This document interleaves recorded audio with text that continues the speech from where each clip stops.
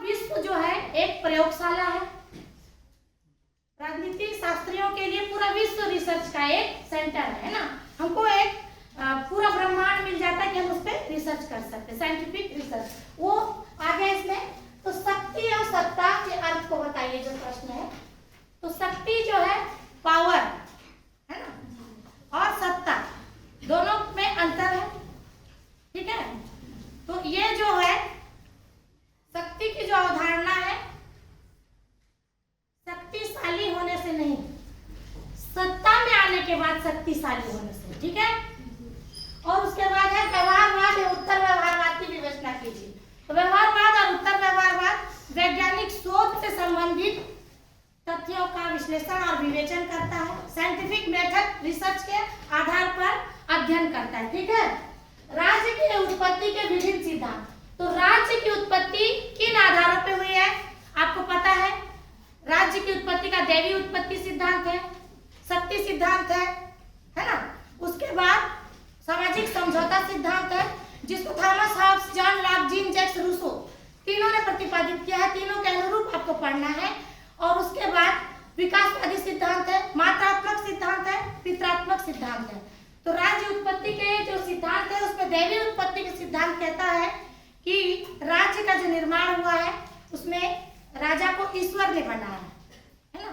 तो आप ईश्वर के अधीन है और ईश्वर जो है राजा को आपके लिए नियुक्त किया है आप पर शासन करने के लिए।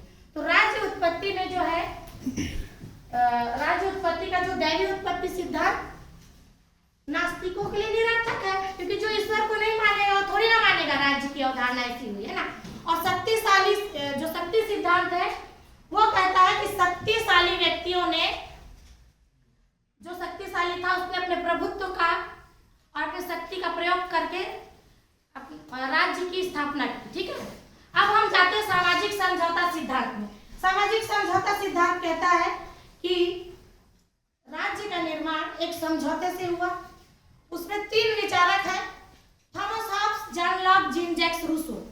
तो थॉमस हॉब्स कहता है मानव स्वभाव बुरा होता है।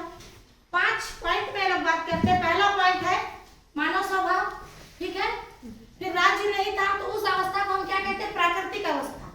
प्राकृतिक अवस्था में जो लोग जीवन यापन कर रहे थे, राज नहीं था। फिर समझौते के कारण उत्पन्न हुए, फिर एक समझौता हुआ और एक नवीन राज्य का उदय हुआ, ठीक है। तो थॉमस हॉब्स, जॉन लॉक और जीन जैक्स रूसो ने जो सामाजिक समझौता सिद्धांत बताया है उसमें थॉमस हॉब्स ने मानव स्वभाव को बुरा कहा है, जॉन लॉक कहता है कि मानव स्वभाव अच्छा होता है, ठीक है। और रूसो कहता है कि मानव स्वभाव अच्छा होता है पर परिस्थितियां उसे बुरा बनाती है। तो तीनों ने एक पॉइंट है मानव स्वभाव, उस पर बात की।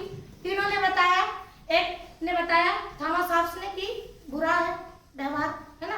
एक ने बताया अच्छा है, और रूसो ने उसका क्या किया, मानव स्वभाव से क्या होता है, अच्छा होता है पर परिस्थितियां उसे बुरा बनाती है।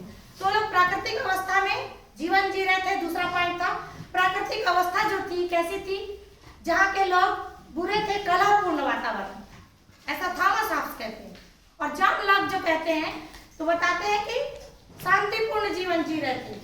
जॉन लॉक ने अच्छा बताया पर विवेकहीन थे, है ना। उनको जो था अपने प्राकृतिक अवस्था में कुछ तथ्यों की कमी महसूस हुई तो समझौते हुए, समझौते के कारण उत्पन्न हुए, है ना। उसके बाद रूसो ने बताया कृषि का आविष्कार हुआ, तेरे मेरे की भावना आई, उसके बाद है ना समझौते के कारण उत्पन्न हुए। फिर एक समझौता होता है, तीनों ने अलग अलग बिंदुओं पे समझौता बताया है।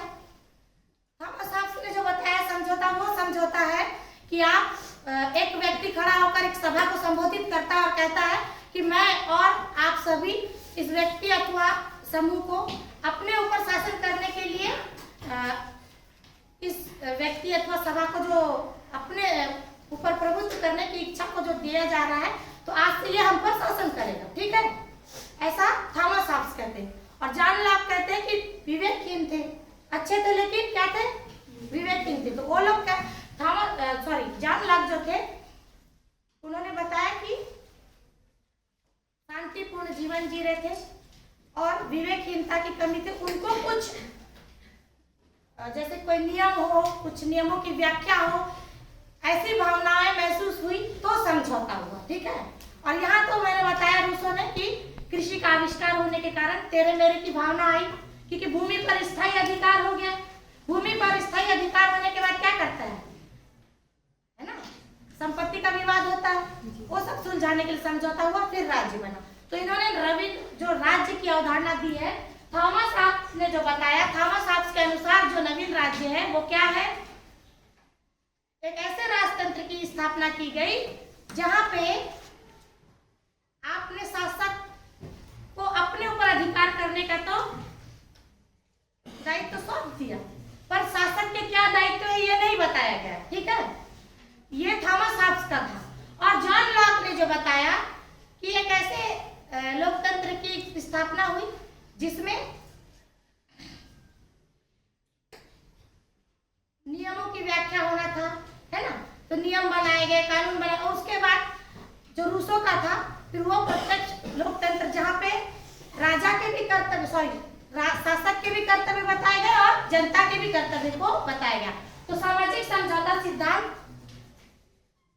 के विभिन्न सिद्धांत थे, तो उसमें बेबी उत्पत्ति, ठीक है, और उसके बाद शक्ति सिद्धांत, सामाजिक समझौता सिद्धांत, मात्र सत्तात्मक सिद्धांत, पितृ सत्तात्मक सिद्धांत और विकासवादी सिद्धांत है।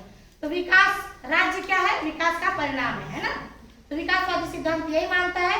मात्र सत्तात्मक सिद्धांत मानता है कि जब